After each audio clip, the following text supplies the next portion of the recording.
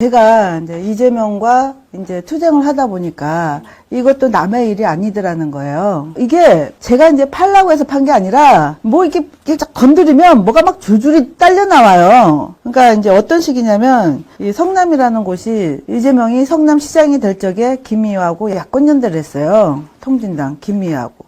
그래서 성남의 모든 이권의 반을 경기 동부연합 통진당하고 나누는 공동정부로 수립을 한 거예요. 성남이라고 하는 곳의 실정을 이제 조금 알게 되실 거예요. 그리고 지금 차이나타운에 대해서도 얘기를 했는데, 박근혜 탄핵의 주범이고, 통진당 부속단체인 진보연대의 수장이 이 모든 거를 하고, 이제 그러니까 이재명의 권한으로 시립병원 이사로 꽂아줬어요. 이 박서군이 누구냐면은, 통진당 부속단체인 진보연대 수장이자 박근혜 퇴진본부의 주동자이고, 민원연 대표이고, 여기에 이제 가장 여기에서도 좀 관심을 가질 만한 사안인 외국인 이주 노동자 인권 모임의 실행위원장이에요. 모든 거를 가지고 있다라고 생각을 해보시면 돼요. 통진당과 이재명이 불법 체류 외국인 다문화에 집착하는 이유가 여기에 있다, 이렇게 얘기를 생각을 하시면 돼요. 이 모든 노선이 친중, 친북 이런 키워드인데, 알다 보면은요, 이게 굉장히 좌파가 있는 모든 도시들이 이 차이나타운이 많이 번성을 해요. 성남도 마찬가지예요. 이재명이 성남시장이 되고 나서 이 차이나타운 말도 못해요. 거기에서 벌어지는 일들이 어떤 거냐면, 불법 체류자가 많으니까 일단 범죄가 많죠. 일단 범죄 우범 지역인 거예요. 그리고 이 차이나타운이 들어오면, 저는 저희 회원들이 차이나타운에도 있기 때문에 이 실정을 저는 차이나타운 속에서 전부 다 보고 이제 겪은 사람이에요. 차이나타운이 하나가 오게 되면 상권이 초토화가 돼요. 왜 초토화가 되냐면 일단 모든 물건들이 중국에서 와요.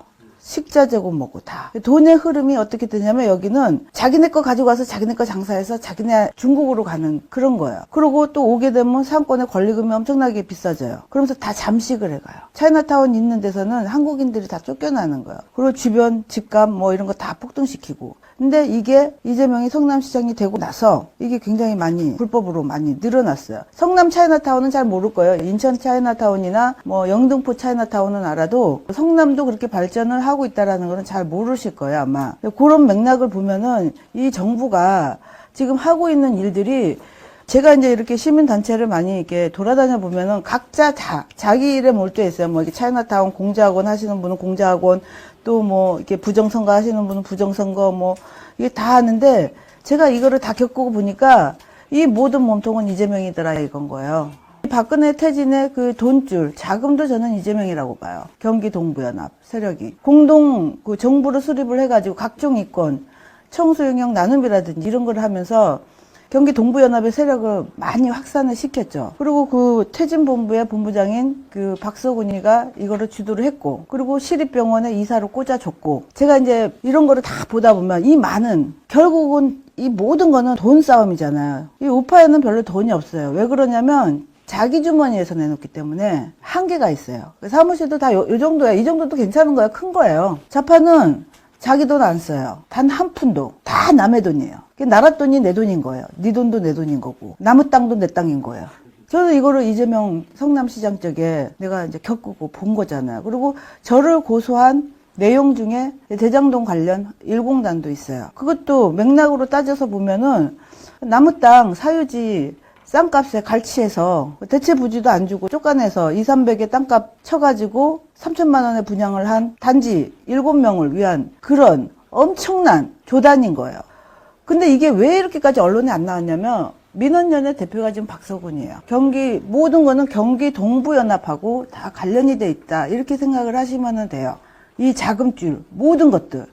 지금 택배노조의 수장도 마찬가지로 경기 동부연합 세력이에요. 그리고 민노총의 수장 양경수도 이석기 라인이고. 그러니까 이거를 이해하지를 못하면 성남의 이제 조그만한 일개 지자체장이라고 너무 관심들을 안 가지시는 거예요. 근데 이 성남에서 무엇이 벌어졌는지, 뭐가 어떻게 해가지고 이재명이 성남시장이 되고 지금까지 이렇게 컸는지는 잘 몰라요, 사람들이. 얘는 대권을 위해 가지고 내가 볼 적에는 경기 동부연합의 바지사장이라고 봐요. 그거를 세워놓고서 각종 이권들은 이제 뒤에서 챙기는 세력이 다 있겠죠. 그게. 지금 이재명이 발언하는 모든 것들을 보면은 이게 사회주의적인, 공산주의적인 발언을 하는데, 이것이 설마 그러잖아요. 정말 성남에서는 집 뺏기고 땅 뺏기고 친 분들 많아요. 그냥 막 공시지가로 때려버리고 나가라고 그러고 막 이래가지고 말로만 빈민 뭐 이런 거 외쳤지. 정말 이게 기사 한 줄 안 나요. 언론도 다 장악했지. 언론도 요번에 보시면 알겠지만 그 남욱이 와이프 있죠.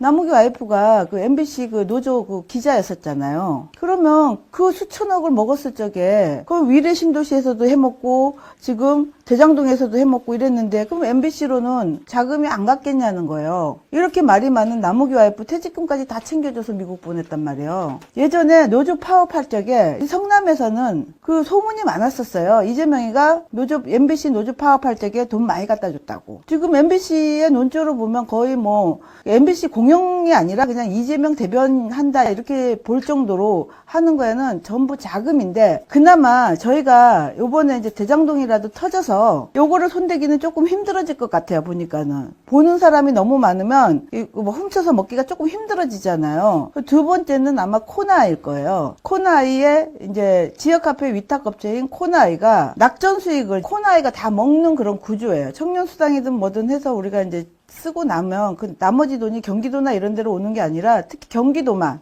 희한하게 다른 지역은 조금 다르다고 그러더라고요. 그 낙전 수익을 코나아이가 다 먹는 구조인데 이 코나아이가 누구 거냐? 저는 이것도 이재명의 비자금의 한 줄기라고 저는 이렇게 생각을 해요. 왜 그러냐면 저를 고소 고발 대리를 했던 땡땡이라고 하는 여자애가 저를 고소하고 성남시청 주무관이 되고 그 다음에는 지금 코나아이 상임이사가 됐어요. 망해져 갖고 있던 코나아이라고 하는 조그만한 회사가 이재명을 만나서 기하급수적으로 늘었고 대표의 연봉이 6억이라고 그러더라고요. 그 정도인데 일개 마술사 정말 공중부양하고 있었던 마술사인 저를 고소하고 난 다음에 코나아이 상임이사까지 됐어요. 기사로 나왔는데 그 기사가 터지기까지도 저는 고소폭탄을 맞고 살았었어요. 지금이야 이제 대권 후보니까 중앙 매체에서도 좀 이렇게 하고 이러는데 이재명의 정체를 너무 모르다 보니까 기자분들도 저한테 자료를 굉장히 많이 요청을 많이 해요. 심지어 뭐 이렇게 조폭 연루도 있지, 뭐도 있지. 그러니까 조폭 얼굴들 아시는 분들도 없잖아요. 그러니까 이제 이게 이 사람이 조폭이 맞습니까, 안 맞습니까? 이런 것까지도 심지어 TV조선이나 이런 데서까지 저한테 체크를 해요. 워낙에 고소를 좋아하니까. 그러니까 내가 얘기를 했어요. 이게 고소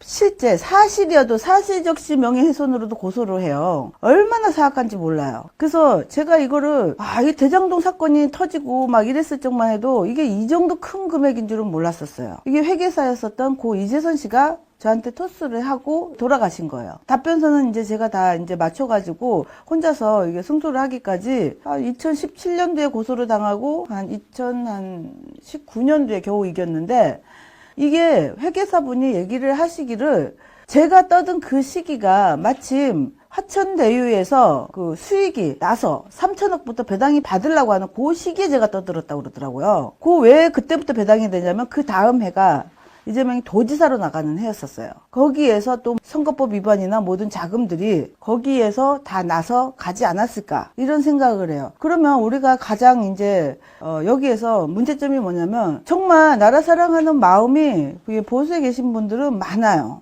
근데 어떻게 해야 될지는 몰라요. 왜? 싸워본 적이 없으니까는요. 아니 저도요 정말 빨갱이 있어 이러면 저 진짜 없는 사람인 줄 알았어요. 근데 내가 이걸 해서 보니까 너무나 거대하고 너무나 엮여있고 지금 대법원도 그냥 돈으로 살 수 있는 그런 시대인 거예요. 권순일이가 화천대유에서 튀어나올 줄 누가 알고 박영수가 거기서 나올 줄 누가 알고 곽상도가 거기서 나올 줄 누가 알았겠습니까? 곽상도가 야당 힘없는 야당 의원이 50억이에요. 최하. 그리고 지금 시의원들 민주당이 그때는 쪽수가 좀 작아가지고 하니까 그거를 회유하려고 새누리당 시의원들 끌고 가면서 2, 30억씩 줬다고 그래요. 그러면 여당 당대표 그리고 자기 선거법 없애준 권순일 이런 사람들한테 얼마가 갔는지는 자기가 아무리 그거 변호사 그거 얼마 2억 줬다 3억 줬다 그게 말이 되냐고요. 과연 제가 이거를 이재명하고 수년을 투쟁을 하면서 느끼는 게 뭐냐면 많이 알리는 거 외에는 방법이 없다. 제가 그렇게 생각을 한 거예요. 왜? 어차피 얘들은 나라 돈이 자기 돈이에요. 이걸 어떻게 감당할 수 있는 능력이 안 되는 거예요. 세금이 자기네 돈인데 내 호주머니에서 내놔서 요만한 이제 이 사무실이나 이런 거를 가져가지고 하는 우파는 상대를 할 수가 없어요. 조직력, 금액, 그리고 이재명을 내가 이렇게를 겪다 보니까 첫 번째는 고소고발 공동체예요. 이재명을 위해서 고소고발 해주는 팀들이 있어요. 시민단체, 관변단체도 있고 고소고발 공동체, 그리고 전과자 공동체들이에요. 그 전과자들을 그렇게 다 쓰니까, 그리고 거긴 조폭 연류도 있죠. 그리고 특혜 채용 공동체, 그리고 쌍욕 공동체, 욕들도 정말 잘해요. 난 정말 놀랄 정도예요. 이런 애들이 이재명만 딱 지지를 해주면 한 자리가 딱 보장이 돼요. 무조건 6급 팀장이 1급 기관장이 되고. 이러니까 이거를 우리가 어떻게 이기겠냐 이거예요. 제가 그거에 대해서를 몇 년을 고민을 했는데 결론은 그건 거예요. 국민이 깨어나지 않는 한 답이 없다. 이 돈이라는 게 나라 돈 뭐 도둑질에다가 쓰지 않는 이상은 이게 한도가 다 있는 건데, 그러면 쟤네 세력을 어떻게를 할 것인가. 제가 그 생각을 많이 했는데, 국민이 깨어나고 많이 알리고 계몽하는 거 외에는 이제 방법이 없다. 저는 그거를 수년 동안 깨달은 거예요. 사람이 자기네 어떤 목적을 위해서, 자기 어떤 꿀단지를 위해서는 사람 하나 납치하고 정신병원에 가둘 수 있고, 행정입원이 있다는 것도 사람들이 몰라요. 행정입원이 지자체장의 권한일 뿐더러 특히 또 그것도 있더라고. 제가 이제 지자체장 권한에 대해서를 이렇게 하다 보니까 그 잡혀 있는 데서는 뭐 신체 뭐죠? 이게 뭐 기부하는 뭐 그런 거를 많이 하게끔 해요. 아주 좋은 것인 것처럼 죽으면 그거 장기 같은 거를 기부하게 하는 거. 내가 그거를 몰랐는데 지자체장 권한 중에 뭐가 있냐면 몰수된 마약 있죠. 몰수된 마약의 폐기 처리 권한도 지자체장이 가지고 있어요. 근데 그게 안 지켜지고 있었던 곳이 이재명 성남시예요. 그럼 몰수된 마약이 폐기를 해야 되는데 그게 제대로 안 지켜지면 그 마약이 어디로 갖고 있겠어요? 아니 막말로 어떻게 보면 자기 친한테 나눠줄 수도 있는 거잖아요. 그리고 행렬병자나 이런 사람들 행정입원도 가능하지만 죽잖아요. 이 장기 처리 권한이 지자체장이 있더라는 거예요. 이게 얼마나 무서운 일이에요. 나는 일개 지자체장이 그렇게 막당 권한이 있는 줄은 처음 알았어요. 그러니까 이런 괴물, 진짜 이런 몬스터를 키울 수 있는 권한이 이 지자체가 탄생하면서 너무 비대해진 거예요. 내가 너무 놀랄 정도인 거예요. 근데 이 정도를 모르겠어요. 여기 계신 분들은 이제 뭐 다 알고 계시겠지만 사안이 만만치가 않고 정가 사범이 대통령 후보까지가 될 적에는 우리가 생각할 때 왜 저런 놈이 되지 그러는데 얼마나 많이 뿌렸겠어요. 내 돈 안 먹은 놈 나와봐. 이재명이 당당하잖아요. 나는 안 먹었어. 그럼 누군가 다른 사람한테 뭐 퍼줬다는 소리 아니겠어요? 그 많은 조 단위의 돈을 나는 안 먹고 그래 니네들 다 먹었잖아. 뭐 이런 거 아니겠어요? 나 건들기만 해봐. 뭐 이런 거 같아요 보니까. 지금 오늘 이제 단독으로 보도된 것 중에 뭐가 있냐면 이스타 항공하고 관련된 이상직위가 풀려났어요. 이상직위가 지난번에 했던 말이 있죠. 후원을 김태년이가 강요했다. 이렇게 얘기를 했어요. 그러고 나서 갑자기 풀려났더라고요. 김태년의 후원 회장이 이해찬이에요. 김태년이 이제 이해찬 계열이고, 또 이제 이거 하다 보면 조폭 이런 애들 많이 나오잖아요. 그 쌍방울 주식을 통해 가지고 이재명이 변호사비를 대납을 했다. 쌍방울의 회장이 조폭이에요. 조폭 김성태예요. 얘네들이 어떤 식으로 돈을 벌었냐면 쌍방울이나 상인저축은행이나 다른 저축은행들이 불법 고리대금인가 그 사채 여부로 해가지고 큰 회사들이 많아요. 뭔가 진실을 밝히려고 그러면 다 죽어요. 또 여기는 상상인저축은행 조국 펀드 거기 증인 핵심 증인도 자살당했어요. 지금 그런 실정들이에요. 지금 이게 자살당한 건지 뭐 한 건지 알 수도 없어요. 그래서 이런 실정들을 보면은 지금 쌍방울도 지금 말이 많고, 거기다가 그거 분다고 하는 지금 이상직위는 갑자기 석방이 됐고, 조폭건도 마찬가지죠. 조폭이 자기네가 이제 뇌물을 이제 줬다라고 했잖아요. 20억을. 그래서 이제 자기 부하를 시켜가지고 야 네가 불어 이렇게 해서 총대를 맨 거예요. 박철민이가.